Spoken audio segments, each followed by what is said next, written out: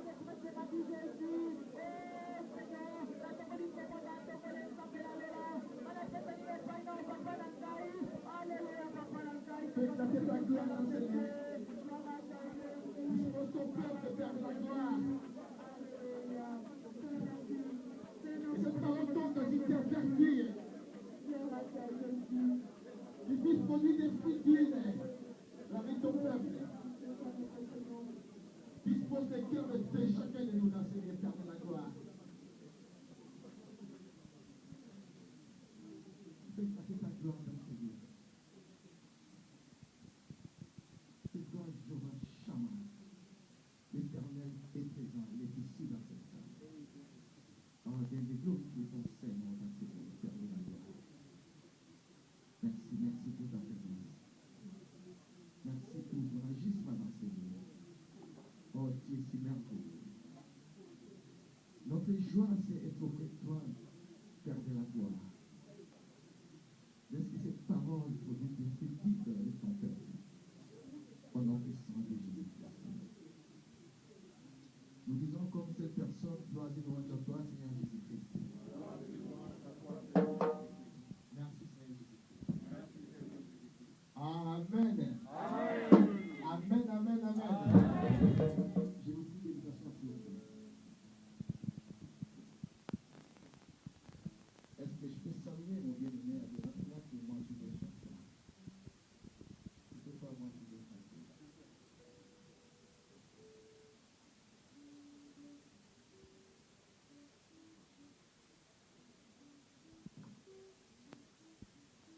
Amen. En fait, mon bien-aimé, il y a un qui est champion. Et tu parles portugais, tu gagnes, et ton proche, tu es champion.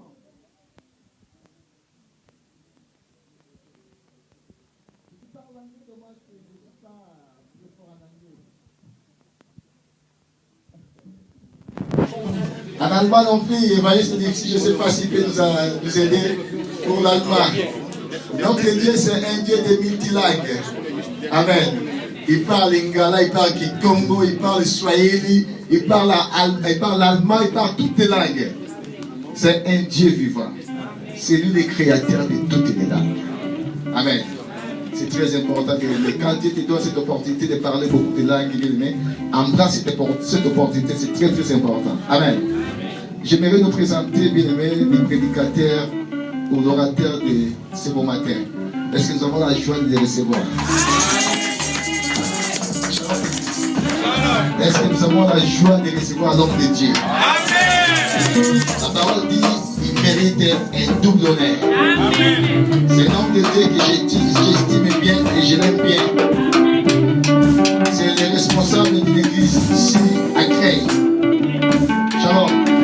C'est un pasteur d'une grande communauté d'une église à Creil, MCRF. Est-ce que nous pouvons le recevoir?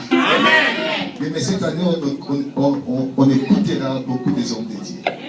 Shalom. On va élargir l'espace de notre tente. Shalom. Parce que tout homme de Dieu a une grâce particulière. Et nous voulons connaître toutes ces grâces-là. Sachant que c'est une bénédiction dans une assemblée. Amen. Si tu es d'accord avec moi, tu peux applaudir bien.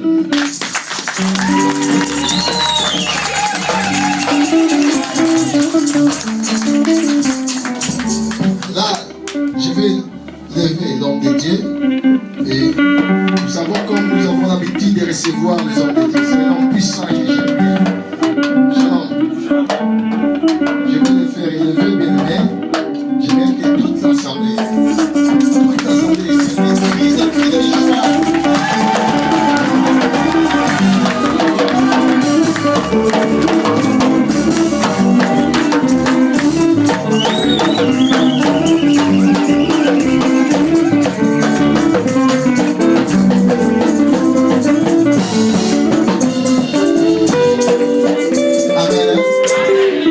se présenter.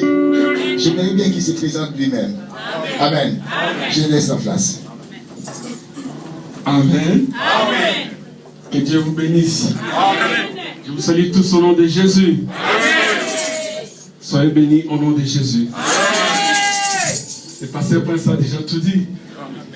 Mais je vais rajouter. Je m'appelle Blaise Pangou. Je suis marié, père d'un enfant qui s'appelle Prince Pangou. Amen. Amen. Et je suis évangéliste. Je travaille avec le docteur Rick. Je suis celui qui dirige l'église MCRF là-bas à Saint-Maximin. Amen. Ce matin, nous sommes ensemble avec vous parce que nous sommes un corps. Nous formons un corps. Amen. Que Dieu vous bénisse abondamment.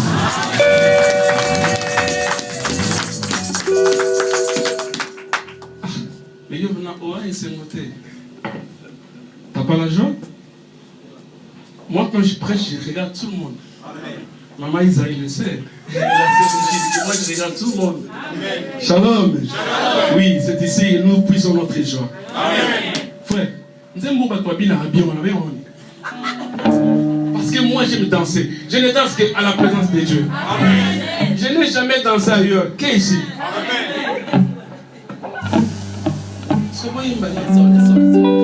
2 minutes, mais je vois un frère qui est poussé par l'esprit qui va se mettre debout et qui va louer avec nous. Je vais voir un frère ou une soeur qui est poussé par l'esprit qui va louer avec nous.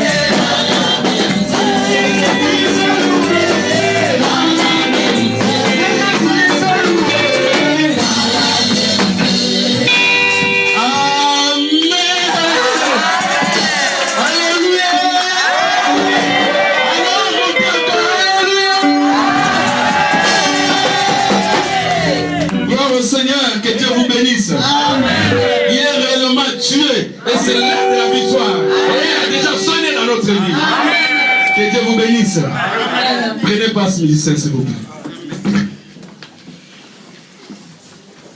Amen. Ah, mais j'aimerais te saluer quand même. Qu'est-ce que c'est que tu m'as étonné? Oh là là. Amen. Vraiment, avant de commencer, je vais dire merci à Dieu qui a donné cette opportunité que nous sommes ensemble afin de parler de sa parole.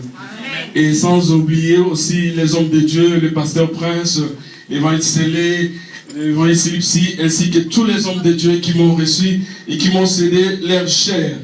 Vous savez bien aimé, la chair, on ne la donne pas à n'importe qui. La chair, c'est comme la femme d'autrui. On ne peut pas la laisser à n'importe qui. Tu ne peux jamais laisser ta femme avec n'importe quel homme. On laisse la chair à un homme circoncis. Amen. Amen. Parce que l'homme qui est circoncis, il n'a pas d'envie à la femme d'autrui. Merci, pasteur. Merci évangéliste. Merci évangéliste. Merci tous les hommes de Dieu. Et merci aussi à vous qui avez la grâce d'écouter Dieu ce matin au travers de moi. Que Dieu vous bénisse. Amen.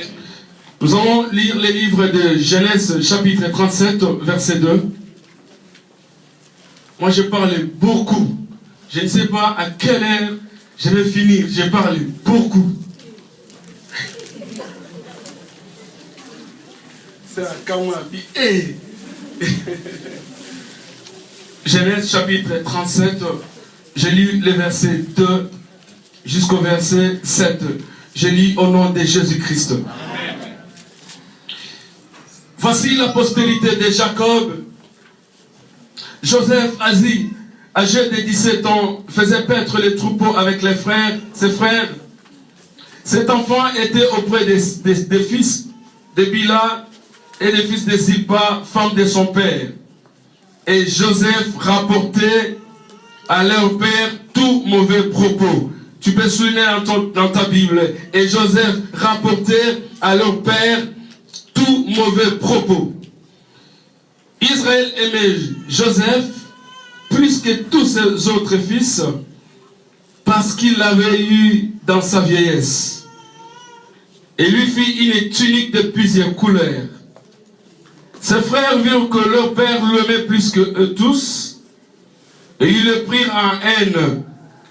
Ils ne pouvaient lui parler avec amitié. Joseph eut un songe et il raconta à ses frères qu'il les haïssait encore davantage.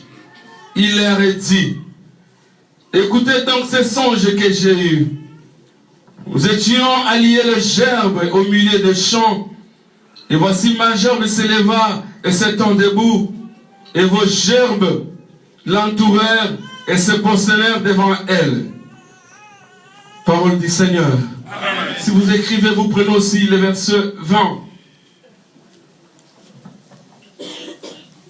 Venez maintenant, tuons-les et jetons-les dans une des citernes. Nous dirons qu'une bête féroce l'a dévoré et nous verrons ce que deviendront ces songes. Ruben entendit cela et il le délivra de leurs mains. Il dit: ne lui ôtons pas la vie. Ruben leur dit: ne répandez point de sang, jetez-les dans cette citerne qui est au désert et ne mettez pas la main sur lui. Il avait dessein de les délivrer de leur mère pour les faire retourner vers son père. Vous prenez aussi le verset 26. Alors Juda dit, sur le même chapitre, alors Juda dit à ses frères: que gagnerons-nous à tuer notre frère et à cacher son sang? Venez, vendons-les aux Ismaélites et ne mettons pas la main sur lui, car il est notre frère, notre chair. Et ses frères l'écoutèrent. Au passage de marchands madianites, ils tirèrent et firent remonter Joseph hors de la citerne, et ils les vendirent pour 20 cycles d'argent aux Ismaélites qui l'amenèrent en Égypte. Ruben vint à la citerne, et voici Joseph n'était plus dans la citerne. Il déchira ses vêtements, retourna vers ses frères et dit: l'enfant n'y est plus. Et moi, où irai-je? Ils prirent alors la tunique de Joseph. Eux, ayant tué un bouc, ils plongèrent la tunique dans les sangs. Soulignez le verset 31 dans vos Bibles. Vous qui avez des Bibles. Est-ce que quelqu'un a la Bible ici? Amen. Tu as la Bible? Les chamans, tu as la Bible? Si tu n'as pas la Bible, tu dois mettre ta Bible dans ton téléphone. Vous avez des iPhones, vous n'arrivez pas à acheter des Bibles. Il faut acheter la Bible. Amen. Ils prirent alors la tunique de Joseph et ayant tué un bouc, ils plongèrent la tunique dans le sang. Ils envoyèrent à leur père la tunique de plusieurs couleurs en lui faisant dire: voici ce que nous avons trouvé. Reconnais si c'est la tunique de ton fils ou non. Joseph reconnut et dit: c'est la tunique de mon fils. Une bête féroce l'a dévoré. Joseph a été mis en pièces. Il déchira ses vêtements. Il mit un sac sur ses reins. Il porta longtemps le deuil de son fils. tous ses fils et toutes ses filles vinrent pour les consoler. Mais il ne voulut recevoir aucune consolation.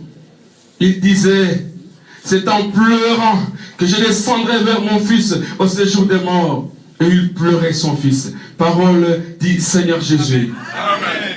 J'aimerais que quelqu'un d'autre lise le chapitre 48 de Genèse, le verset 11 seulement. Mais si vous notez de 8 à 11. Mais quelqu'un me lit seulement les versets 11 à cause du temps. Du nom de Jésus. Amen. On lui dit ceci. Israël dit à Joseph, je ne pensais pas revoir ton visage. Et voici que Dieu me fait voir même ta postérité. Oh, Joseph, je ne pensais plus revoir ton visage. Et voici que Dieu me fait voir même ta postérité. Pouvons lire aussi le livre d'Ésaïe chapitre 40, versets 1 à 2. S'il vous plaît. Et après, on va rentrer. Ésaïe chapitre 40, versets 1 à 2. Ça nous dit ceci. Si quelqu'un a le livre, la version Darby, vous lisez la version que vous avez. Et si quelqu'un a la version Darby ou Summer, va lire aussi. C'est Scofield. Oui, ça c'est Scofield. Ouais. Oui. Peuple lointain, soyez attentifs. Je dis Ésaïe chapitre 40, versets 1 et 2. Amen. C'est ça. Oui. Peuple lointain, soyez attentifs. L'Éternel m'a appelé de ma naissance. Il m'a nommé de ma sortie des entrailles maternelles. Je dis Ésaïe chapitre 40, versets 1 à 2. Ésaïe chapitre 40, 1 à 2. Quelqu'un a la version Darby et peut lire. Consolez. Consolez mon peuple. Consolez mon peuple. Dit votre Dieu. Amen. Parlez au cœur de Jérusalem. Oui. Écris-lui que sa servitude est finie. Oh, que ta servitude est finie. Que son iniquité est expirée. Alléluia. Que la récit de la main de l'Éternel au double de tous ses péchés. Amen. Seigneur, bénis cette parole. Où est là encore? Ajoute-là beaucoup de bénédictions, Seigneur. Donne-nous la sensibilité. Donne-nous un cœur de chair, Seigneur, qui peut supporter cette parole. Père, que cet auditoire, oh Dieu, soit soumis à l'esprit qui était prononcé cette parole. Donne-nous la sensibilité. Au nom de Jésus-Christ. Amen. Amen. Amen. Le thème que nous allons partager ce matin, je l'ai intitulé Résurrection de rêve et l'au-delà de Dieu. Alléluia. Amen. Oh, donnez-moi des vrais amen. Alléluia. Amen. Moi, je suis un évangéliste. Moi, je parle et je regarde tout le monde. Amen. Voilà. La résurrection de rêve. Pourquoi la résurrection des rêves? Et ce rêve que je suis en train de parler ici, ce n'est pas des rêves que quand vous dormez, vous songez. Non. Je parle des rêves comme étant des projets. Je parle des rêves comme étant des plans que l'homme a planifiés. À un certain temps, tu t'es dit, quand j'aurai 10 ans, 15 ans, je vais faire ça. C'est-à-dire, tu rêvais faire quelque chose à un certain âge. Tu rêvais quelque chose à un certain milieu. Quand tu as quitté l'Afrique, tu es venu ici. Tu te disais, à tel âge, à telle année, je serai ceci ou cela. Tu t'es planifié des choses. Et ces choses-là, moi, je les appelle des rêves. Amen. Amen. Est-ce que vous en avez? Amen. Alléluia. Amen. C'est-à-dire des rêves, ce sont des projets que l'homme, quelqu'un qui réfléchit, un humain doit avoir des projets. C'est-à-dire quelqu'un qui a la conscience, il doit avoir des projets. Tu dois avoir des projets. Tu dois te dire des choses. Te dire à un certain âge, moi, je me marierai. À un certain âge, moi, j'aurai mes enfants. À un certain âge, moi, j'aurai ceci ou cela. À un certain temps, je ferai ceci ou cela. C'est-à-dire, tu te fais des choses dans ton esprit. Et c'est de ces choses-là que tu te fais en toi-même, que moi j'appelle ou j'ai intitulé étant de rêve. Mais il arrive, mes bien-aimés dans le Seigneur, qu'à un certain moment, tout ce que tu as pensé réaliser, tout ce que tu as pensé accomplir, les âges ou les années que tu attendais sont arrivés. Mais malheureusement, les choses en question ne sont pas arrivées. Et tu dis, c'est fini, basta, nunca más, rien ne se fera. Et tu enterres tout cela. Alléluia. Amen. Plusieurs parmi nous, tels que nous sommes là, nous avons déjà enterré beaucoup de rêves. Pourquoi? Parce que tu te dis, à mon âge, est-ce que je peux encore avoir des enfants? Est-ce qu'à mon âge, est-ce que je peux encore avoir mon papier? Est-ce qu'à mon âge, je peux encore avoir le travail? Tu as enterré tous les rêves que tu avais. Il y a plusieurs parmi nous qui ont déjà enterré tous les rêves. Et j'ai dit, les choses qu'ils sont en train de dire, ce sont des choses vraies. Moi, je suis dans la planète où vous vivez. Moi et vous, nous sommes dans cette planète. Il y a des choses qui nous arrivent, mes frères. Lorsque vous regardez cela, vous vous dites, mais finalement, est-ce que Dieu me connaît ou Dieu ne me connaît pas? Je vais dire à quelqu'un que Dieu te connaît. Amen. Alléluia. Amen. Puisque tu es vivant, puisque tu es encore là, puisque Dieu a monté sur la croix à cause de toi, quelque chose se passe dans ta vie. Amen. Non, tu n'as pas compris. J'ai dit, puisque tu es là, et puisque Jésus est encore là, malgré les années, ce sont les hommes qui prennent qu'est-ce qu'on dit? Le mètre pour mesurer. Ce sont les gens qui prennent des thermomètres pour mesurer notre température. Amen. Mais Dieu a sa façon de voir les choses. Amen. Alléluia. Amen. Oh bien-aimé dans le Seigneur, je suis venu ce matin parler au cœur de quelqu'un. Et j'ai la certitude que ce que je vais parler va consoler le cœur de quelqu'un. Dieu n'a pas besoin de voir ton ignominie. Bien-aimé dans le Seigneur, étant donné qu'il t'a sauvé. Moi j'ai toujours dit, Dieu ne peut jamais sauver quelqu'un après pour le perdre. Jamais. Ça ce n'est pas Dieu. Amen. Non, ce n'est pas Dieu. Amen. J'ai toujours dit, Dieu ne peut jamais accepter de mourir à ta place et après, demain, tu sois l'objet de moqueries des gens. Jamais. Ça, c'est pas Dieu. Amen. Alléluia. Amen. Dieu est toujours Dieu et Dieu se glorifie à celui-là qui le porte comme Dieu. Amen. Est-ce que tu m'entends? Bien-aimé, tu as enterré tous tes rêves. Tu as regardé l'âge qui la donne, c'est Dieu. L'homme qui a créé, c'est Dieu. Le monde où tu es, qui a créé, c'est Dieu. Et qui est celui-là qui a donné la promesse à l'homme? C'est encore Dieu. Est-ce que tu m'entends? J'ai besoin que tu rentres dans l'esprit de la parole. Et tu comprennes que tu puisses rentrer dans l'esprit de la parole. Que tu saches que toi, tu es celui qui a la chose de Dieu. Amen. Vous connaissez la chose de Dieu, c'est quoi? Amen. Alléluia. Amen. Merci mon frère. Que Dieu te bénisse. Comme tu as la chose de Dieu, ne crains pas. Amen. Je dis ne crains pas. Les hommes peuvent nous qualifier de tous les mots. Les hommes peuvent nous dire de tout ce qu'ils veulent. Mais je vais dire à quelqu'un, ce soir ou ce matin, bien-aimé, ce matin, je vais dire comme Jacob, qui n'était pas un prophète, mais qui va rassembler tous ses enfants, qui va dire dans Genèse 49, pour dire, oh enfants de Jacob, fils de Jacob, tous rassemblez-vous, je vais vous annoncer ce qui vous arrivera dans la suite des temps. Voilà, un homme qui vit dans la foi, il ne regarde pas le présent, il voit ce qui vient demain.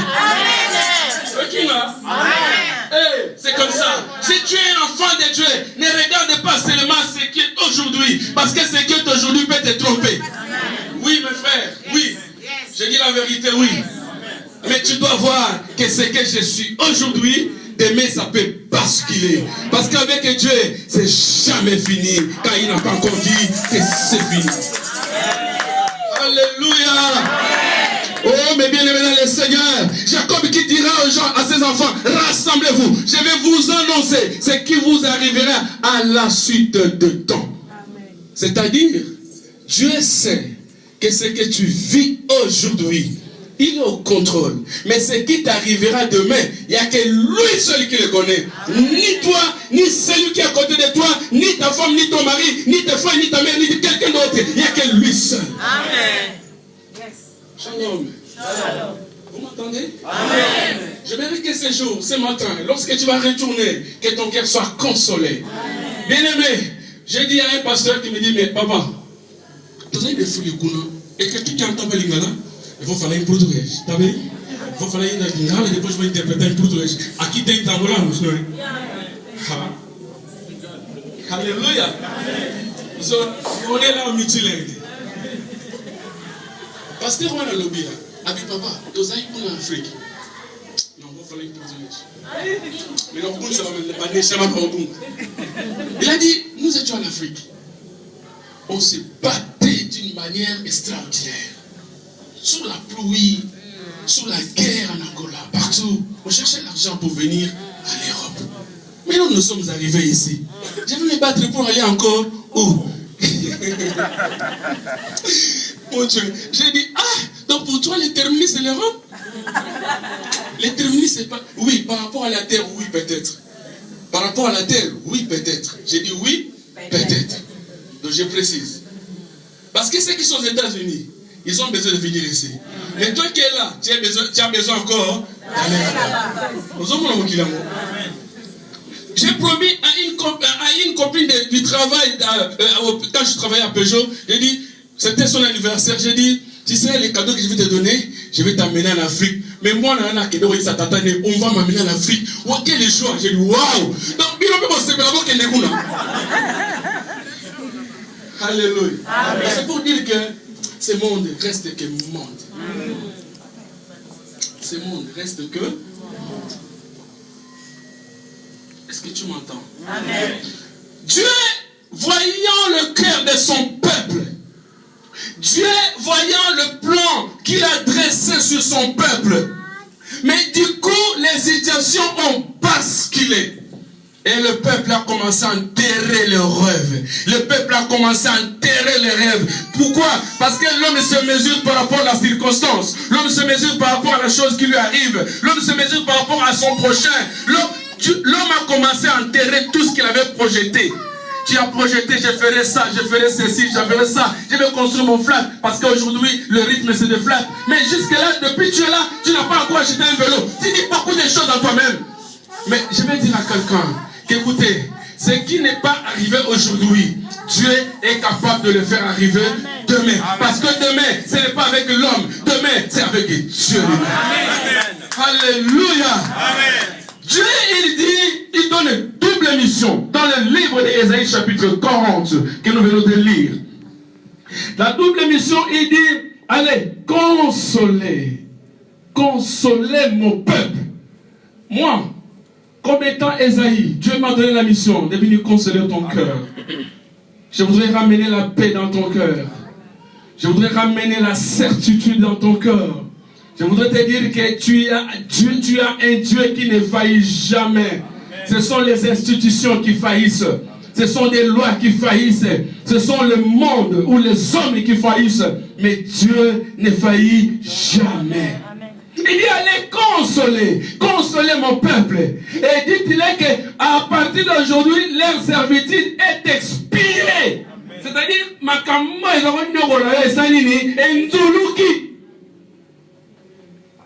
expiré. Vous avez vos Bibles. C'est pour ça qu'il faut amener la Bible.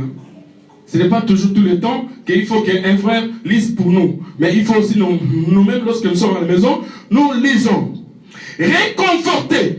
Consoler, qui veut dire réconforter. Bien aimé dans le Seigneur, qu'est-ce qui se passe par rapport au texte que nous venons de lire? La Bible dit qu'il y a eu un monsieur au nom de Jacob. Et c'est Jacob qui avait 13 enfants, c'est-à-dire 12 fils, et une fille qu'on appelait Dina. Bravo au Seigneur. Alléluia. Avec ces 12 fils-là, tous, ils n'étaient pas des commerçants, non. Ils étaient des bergers. Et comme ils étaient des bergers, leur père les envoyait paître les troupeaux où c'est à Sichem. Mais il est arrivé un jour, il a envoyé les 11. La Bible dit qu'au milieu de ces 12, il a eu un autre enfant dans sa jeunesse qu'on appelait Joseph.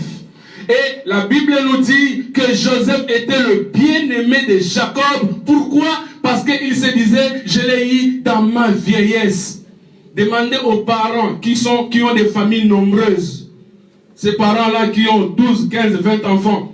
Ils vont vous dire que les enfants-là qu'ils prennent à l'âge avancé, ils sont des fois plus... En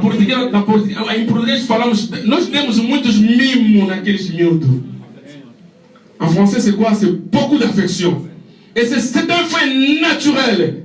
C'est un fait naturel. Quand vous avez des enfants, et vous en avez beaucoup. Et à un moment donné, les enfants, stop. Les jours où vous en aurez un autre, et cet enfant-là, il va faire comme si le remplacement de tous les autres. Parce que toute l'affection, et la maman et le papa, tous, ils auront l'affection à cet enfant-là. Et c'est comme ça que ça s'est passé au jour de Joseph. La Bible dit que Jacob avait beaucoup d'affection sur Joseph.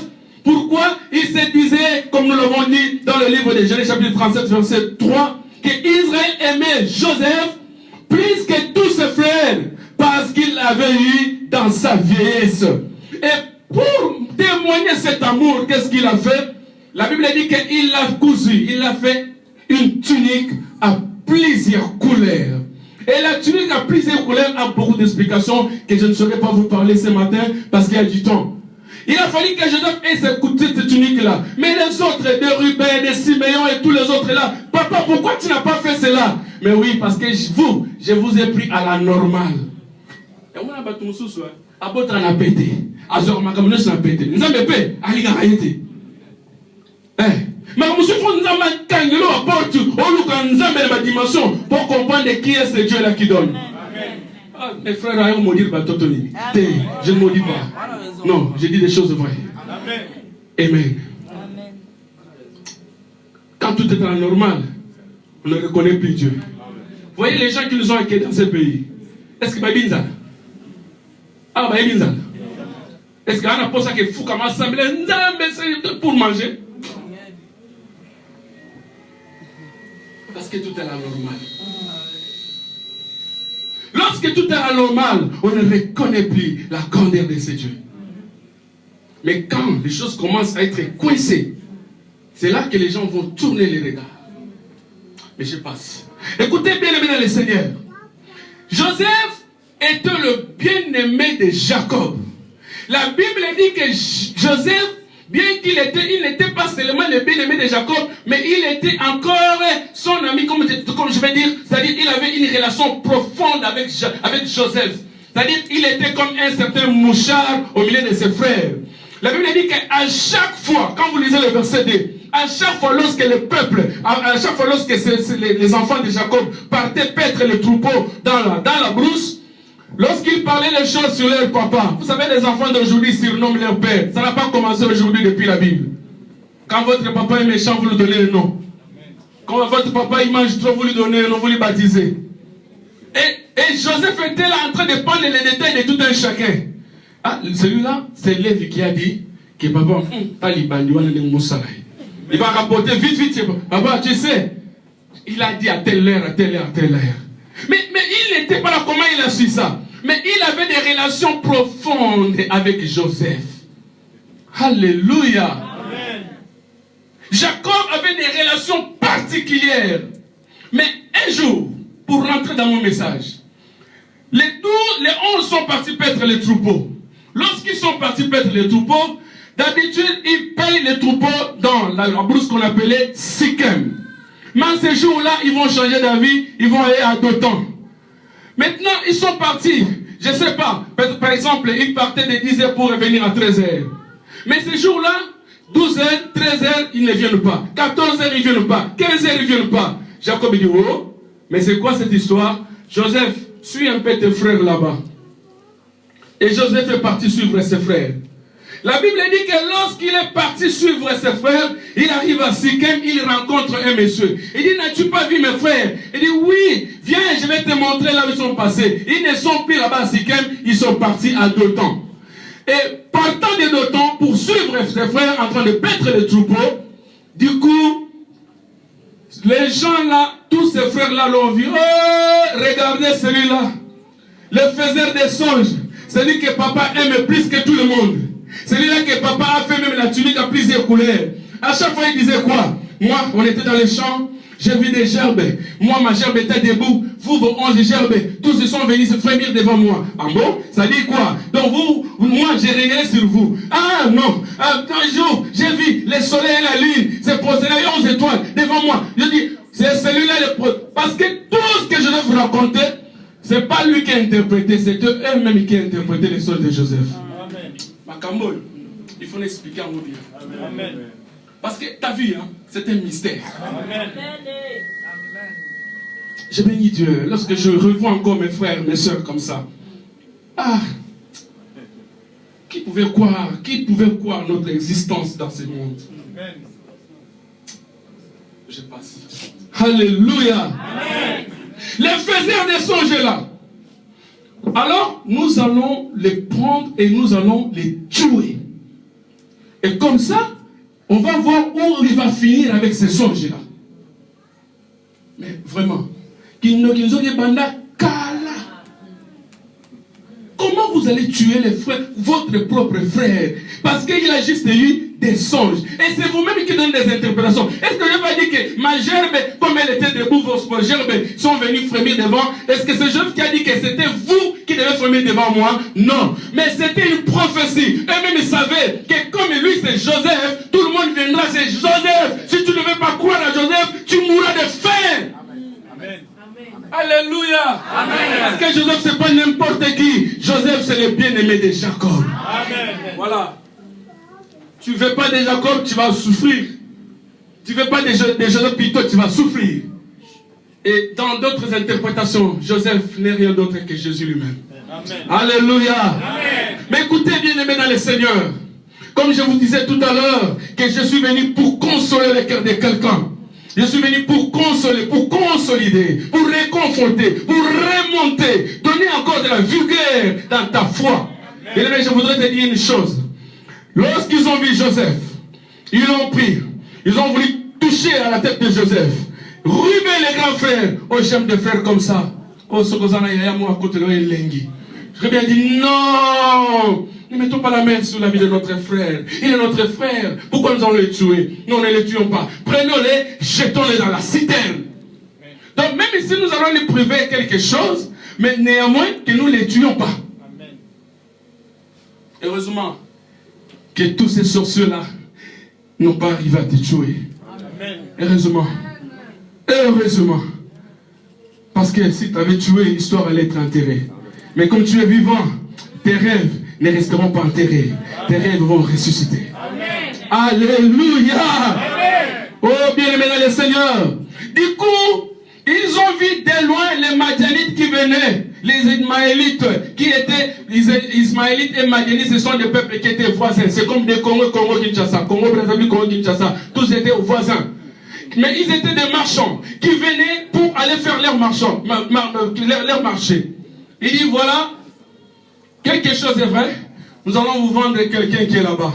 Ils vont prendre leurs frères, ils vont les vendre, comme vous connaissez l'histoire, je ne vais pas entrer beaucoup par rapport à votre temps. Ils ont pris les frères, ils l'ont vendu. Mais après l'avoir vendu, du coup, ils ont ôté la tunique de Joseph. Écoutez-moi très bien, parce que c'est là que j'ai introduit le message. Amen. Ils ont ôté la tunique de Joseph. Mais qu'est-ce qu'ils ont fait avec la tunique de Joseph? La Bible dit qu'ils ont pris cette tunique, ils ont tué un bouc. Ils ont tué un bouc et ils ont trempé la tunique de Joseph dans le sang du bouc. Et ils ont pris la tunique, ils l'ont envoyée chez leur père. Écoutez ce que dit la Bible. Quand ils ont pris la tunique, ils l'ont envoyée chez leur père. Ils vont pas aller dire que papa, Joseph est mort. Non. Ils vont pas dire que papa, Joseph a fait ceci, cela. Ils vont dire, regarde si c'est la tunique de ton frère, ou, pardon, si c'est la tunique de ton fils, ou non. Mais du coup, le papa, regardant, lui-même il donne des conclusions. Oh, mon fils est mort. Mon fils a été dévoré par une bête féroce. Mais personne n'a dit cela. C'est juste la tunique. Il a vu la tunique de Joseph. Bien-aimé dans le Seigneur. Joseph, en réalité, n'était pas mort. Amen. Joseph était quelque part. Amen. Mais Jacob a vu la tunique de la personne qui aimait beaucoup. Yoka, écoute-moi très bien. Joseph n'était pas mort. Joseph était vendu, il est parti en Égypte. Mais malheureusement, quand les autres retournent à la maison, il faut qu'ils retournent 12, ils retournent 11. À la place du 12e, il y a la tunique trempée de sang. Plein de sang. Mais le père, il va voir la tunique pleine de sang. Il va dire, mais qu'est-ce qui se passe? Il y a une bête féroce qui a dévoré, qui a déchiré mon fils. Oh, c'est en pleurant que je descendrai vers mon fils dans le séjour de mort. Lui-même, il a tiré des conclusions sans pour autant que ses enfants lui disent. Bien-aimé, Joseph a commencé à être désespéré. Parce que la joie de Jacob était de voir Joseph. Peut-être qu'il se disait, un jour quand je mourrai, c'est Joseph qui m'enterrerait. Alléluia. Amen. Mais du coup, une surprise, le survint, c'est la personne qu'il aimait qui est déchirée par l'animal. Mais en réalité, ce n'était pas l'animal qui a déchiré l'enfant. L'enfant est quelque part. Amen. Amen. Amen. Oh, bien-aimé dans le Seigneur. La vie de Jacob était presque arrêtée. La vie de Jacob était presque arrêtée. Pourquoi? Parce qu'on lui a amené le propos comme quoi que ton fils que tu aimais beaucoup est mort. Sa vie était presque arrêtée. Parce qu'il a dit, je descendrai vers mon fils dans le séjour de mort en pleurant. Alors qu'il était encore en vie et en force. Mais qu'est-ce qui fait cela? C'est l'amour, l'affection qu'il avait envers ce Joseph. Mais du coup, il ne le voit plus. Il voit que ses habits. C'est pourquoi j'ai toujours dit, mon habit n'est pas égal à moi. Amen. Au comité, hein? Amen. Moi, c'est moi. Et mon habit, ce n'est pas toujours égal à moi. C'est pour ça qu'il y a une phrase, il y a un adage qui dit, l'habit ne fait pas des moines. Comment on dit ça? J'ai oublié. L'habit ne fait pas des moines. Voilà, si c'est l'habit ne fait pas la moine, c'est des moines, c'est quoi? Autre article au limite. Amen. Oh, alléluia. Amen. Écoutez bien, aimé dans le Seigneur. La vie de Jacob était presque arrêtée. Mais je vais dire, mais qui sait ce qu'un jour peut enfanter? Jacob qui croyait que toutes les choses sont finies. Mais je vais dire à quelqu'un, et je vais te le dire, qu'avec Dieu, c'est jamais fini quand il n'a pas encore dit que c'est fini. Je répète, avec Dieu, c'est jamais fini tant qu'il n'a pas encore dit que c'est fini. Parce qu'il a vu l'épreuve, l'habit est là, la tunique est là. Mais c'est ma tunique, mais c'est pas moi. Vous savez, lorsque vous êtes dans des communautés, exemple, je suis congolais, excusez-moi, je peux prendre un exemple. Vous savez, vous êtes avec les Congolais, Congolais, là, je suis là, non, mon oui. On te fait vêtir une tunique qui n'est pas à toi. Mais on dit que c'est toi. Et tu la prends. Est-ce que parce qu'on a dit que je suis sorti en réalité? Non. Donc ils ont eu des preuves. C'est-à-dire, Jacob avait vraiment des preuves tangibles. Mais moi, je vais donner quelques traits qui caractérisent les Jacob. Tels que nous sommes là, il y a des Jacob. Amen. Alléluia. Amen. Je vais passer tellement vite par rapport à votre temps. Ce message, je l'ai prêché là-bas, mais j'ai pris 4 dimanches. Là, je vais prendre ça pour quelques jours, pour quelques heures seulement. Première caractéristique de Jacob, c'est quoi? C'est que les Jacob, d'après le bout de texte que nous venons de lire, sont des gens qui ont vécu des choses émotionnelles, qui ont été comme tourments dans leur vie. Vous savez d'où est venu ce tourment? C'est parce que il a été bouleversé de voir la tunique de la personne qu'il aimait. Il dit, mais c'est lui-même qui dit que je vois, c'est une bête féroce qu'il a dévorée. En réalité, ce n'était pas une bête féroce, c'était un bouc de son propre troupeau qu'ils ont tué et qu'ils ont trempé l'habit de son fils bien-aimé qu'il aimait. Est-ce que je me fais comprendre? Amen. Joseph n'était pas mort. Je vais dire à quelqu'un, ton Joseph n'est pas mort. Amen. Non, ne fais pas le deuil. Ton Joseph n'est pas mort. Ne pleure pas. Ton Joseph n'était pas mort. Amen. Oh, ton Joseph n'est pas mort. Bien-aimé, tu dois savoir dans la vie, il y a un avant événement et un après événement. Écoute-moi très bien. Dans la vie, il y a un avant événement et il y a un après événement. Dans les avant événements, tu peux voir des preuves, des choses qui sont là, concrètes. Et si tu n'es pas, tu n'as pas le Saint-Esprit, tu n'as pas la maîtrise de soi, tu n'as pas la confiance en Dieu, tu peux trahir Dieu. Parce que c'est l'avant événement. Mais dans l'après événement, quand tu vas comprendre que la chose à laquelle tu as fait le deuil n'était pas comme cela, tu peux commencer à parler n'importe comment. Bibina bina, biyemba yemba, biloba loba. Oui. Et c'est comme ça. Alléluia. Amen. Donc je disais quoi? La vie de Jacob était basculée. Pourquoi? Parce que il a vu les Jacob, je disais tantôt que les Jacob dans le premier caractéristique sont des personnes qui ont vécu des choses émotionnelles, qui ont été comme des tourments dans leur vie. Dans leur vie, ils peuvent se dire qu'il y a un avant et un après l'événement. Et bien aimé, lorsque vous regardez Jacob convenablement, il se dit, ah, c'était mon erreur d'envoyer mon Joseph dans le champ. Si je n'avais pas envoyé Joseph aller suivre ses frères, il n'aurait pas pu être mordu, il n'aurait pas pu être peut-être tué par cette bête féroce. Ce sont les émotions. Parce qu'en réalité, Joseph n'était pas tué. Nous l'avons lu avec vous.